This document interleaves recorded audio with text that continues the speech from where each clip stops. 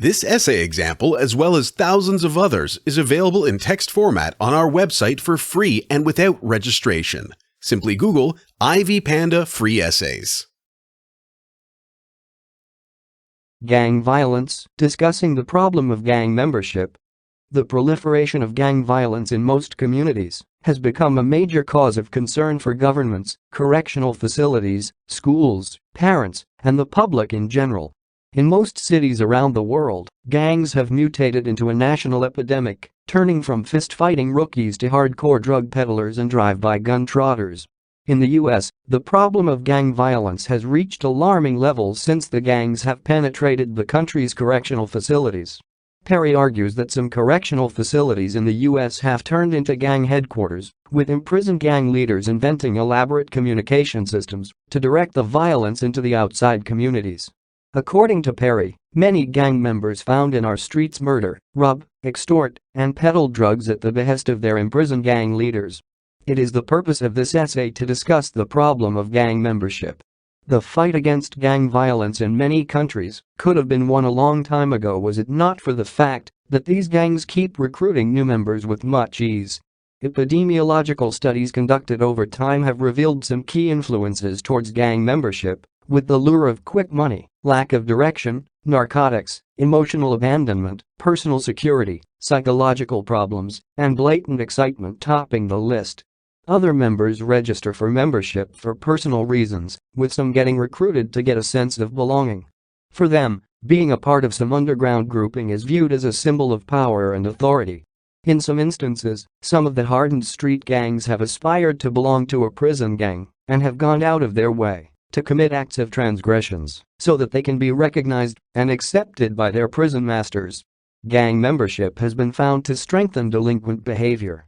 Past and present studies have revealed that gang members, especially youth gangs, are far more likely to get involved in delinquent behavior and acts of violence than the youth who do not subscribe to any particular group.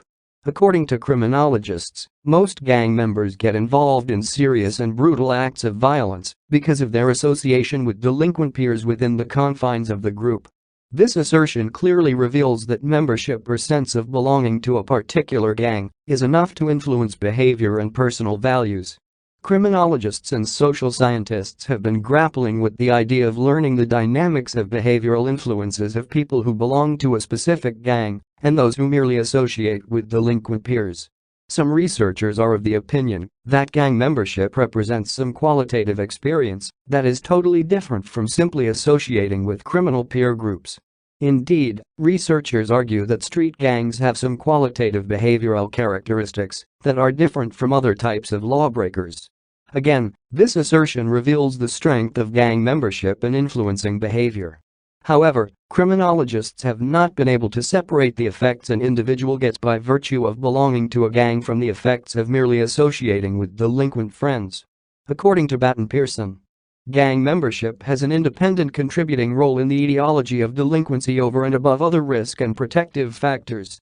Members view themselves as having some form of innate authority and power immediately after subscribing to the group and regardless of the fact about if they have interacted with other gang members within the group.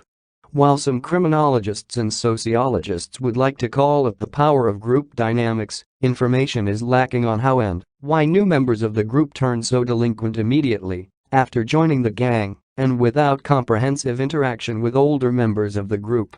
Various suggestions on how to contain the problem of gang membership have been formulated in the last couple of years. However, many experts are in agreement that the solution to the problem of gang membership lies in learning and analyzing the gangs themselves to expose the factors that reinforce the beliefs and value systems of group members towards having a common sense of purpose. Tough questions need to be asked and answers sought on why our children lack a sense of purpose and direction when they are so young in life. The role of the parents in the upbringing of children must be put under focus in trying to come up with solutions on why teenagers so readily agree to join criminal gangs. In equal measure, the role of the school system and teachers in shaping up the dreams and future aspirations of children and teenagers must never escape scrutiny. All preventative strategies must focus on how and why the individual wants to become a gang member. it should be the function of governments to institute consultative meetings with professionals to offer guidance on how to look for the first symptoms of gang membership. Such training should be aimed at professionals such as community and social workers, psychologists, youth workers, pastoral care agents, medical practitioners and the youth.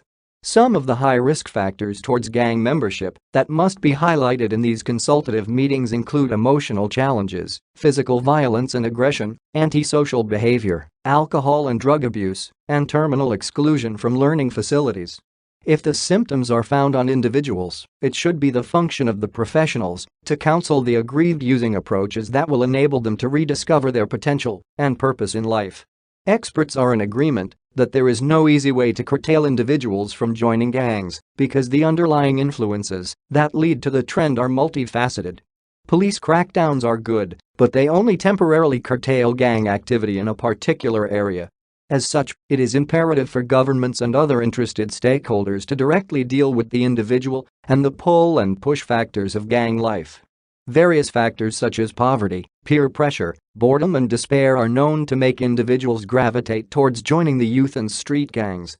Using a holistic individual approach described above, all stakeholders concerned must try to solve these problems from the individual point of view. In essence, the concerned individual must be given something to live for other than be left at the whims of cruel gangs. All in all, it is clear that gang membership is on the rise in the US according to the National Gang Threat Assessment, NGTA. There are in excess of 21,500 gangs in the country alone, with a membership of at least 731,000 gang members. This is an enormous problem, if the figures are anything to go by. Stakeholders must act with speed to prevent any more people from joining. Any corrective measure should target the culprits and the underlying issues that make them desire to join street gangs, known to be violent in nature. This essay on gang violence, discussing the problem of gang membership, was written and submitted by your fellow student. You are free to use it for research and reference purposes in order to write your own paper. However, you must cite it accordingly.